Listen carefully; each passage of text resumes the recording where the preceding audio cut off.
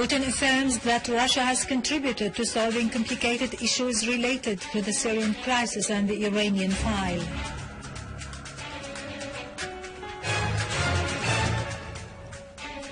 The UN adopts an Iranian draft resolution to confront violence and extremism in the world.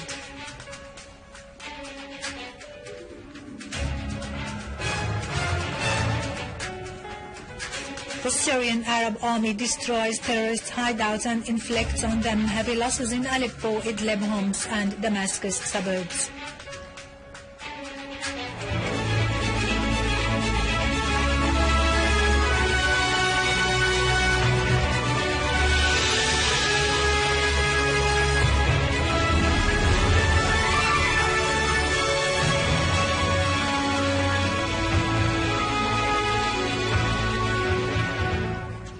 Good afternoon, ladies and gentlemen. This is Irado Krikorian with the news in English.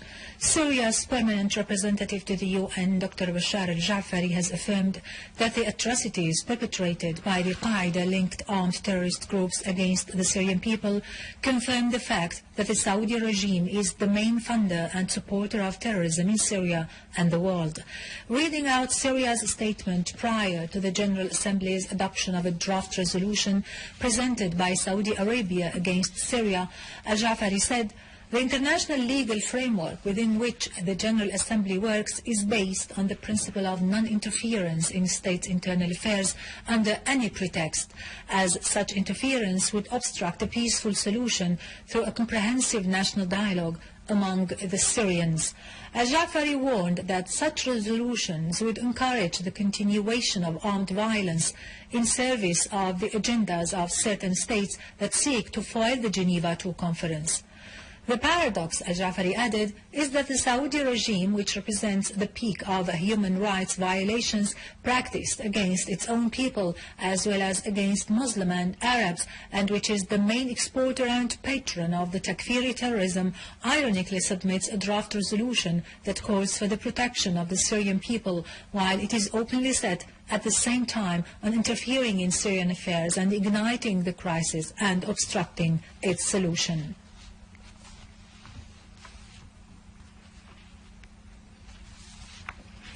Russian President Vladimir Putin has said his country has solved complicated issues related to the crisis in Syria and the Iranian nuclear program and has adopted a principled policy regarding international questions in accordance with international law. Putin's remarks came during the 9th annual press conference he held in Moscow in the presence of 2,000 Russian and foreign journalists. The Russian president pointed out that what is currently happening on the international arena is the result of the collective work with all international partners, affirming that his country seeks to solve world issues through dialogue. Putin said the missile shield is dangerous for Russia, who intends to respond to it, adding that no final decision has been taken regarding the deployment of Iskander missiles in Kaliningrad. Putin said his country's economy witnessed remarkable development, and the reason is the role played by the government in developing the economy. Russian Deputy Foreign Minister Gennady Gatilov has said that no final confirmation has been made concerning the Syrian opposition's participation in the Geneva II conference scheduled next month. On the eve of the tripartite meeting to be held by Russia, the USA and the United Nations, Gatilov said the Syrian government has announced its participation in the conference without preconditions, whereas the opposition has not clearly confirmed its participation. Gatilov said the Russian side will ask the Americans during the meeting in Geneva about the opposition's readiness to participate in the conference and the persons representing it. Gatilov added that the most important thing about the conference is the participation of both the government and the opposition in the negotiations. He pointed out that the USA has not changed its stand regarding the list of the participants in the conference, affirming Russia's confidence in the importance of Iran's participation.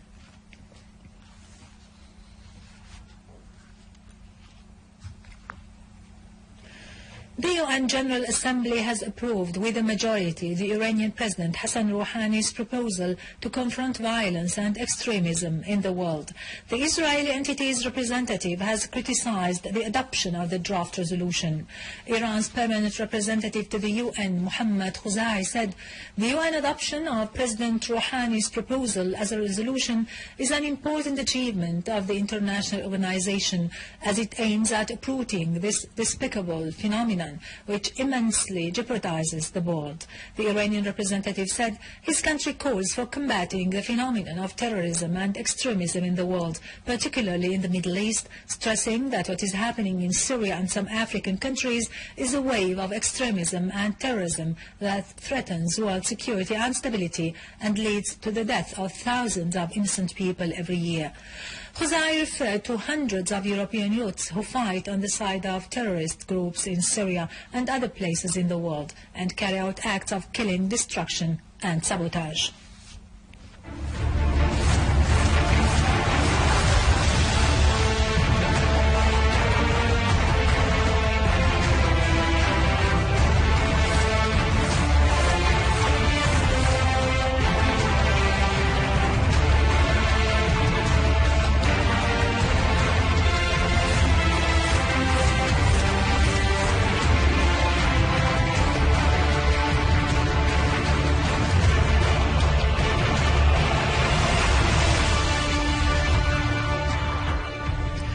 Units of the Syrian Arab Army continued their operation against terrorist gangs in Adra city, tightening siege upon them.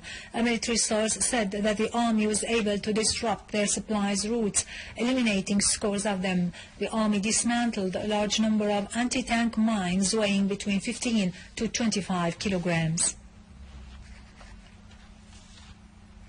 In Homs countryside, units of the Syrian Arab Army destroyed a number of boats used by armed gangs in Qisin Gulf in Al-Rastan. Our armed forces also killed and wounded members of an armed terrorist group in Al-Ghasibiyya and Al-Khalidiyya in Ad-Dar al-Kabira.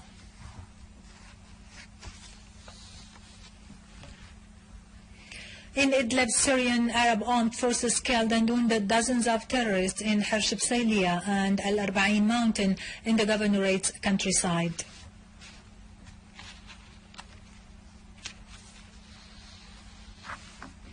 In Aleppo, units of the Syrian Arab Army killed and wounded dozens of terrorists in 6 different neighborhoods and intercepted an infiltration attempt by a terrorist group into Al-Amiriya area, killing most of its members. Meanwhile, units of the Syrian Arab Army killed and wounded scores of terrorists and destroyed 14 cars and vehicles used by them. Army units also destroyed cars loaded with weapons and ammunition and killed the terrorists inside them. The Syrian Arab Army continues its operations in undermining terrorist hideouts and gatherings in Latakia's northern countryside, challenging the cold weather and the heaps of snow as temperatures went down to -10 degrees centigrade. The Syrian Arab Army's operations against the terrorist gatherings focused on Salma village, where the army scored direct hits among their ranks. Syrian Arab Army units also foiled an attempt by an armed terrorist group to infiltrate inside Salma village, killing and wounding the members of the group.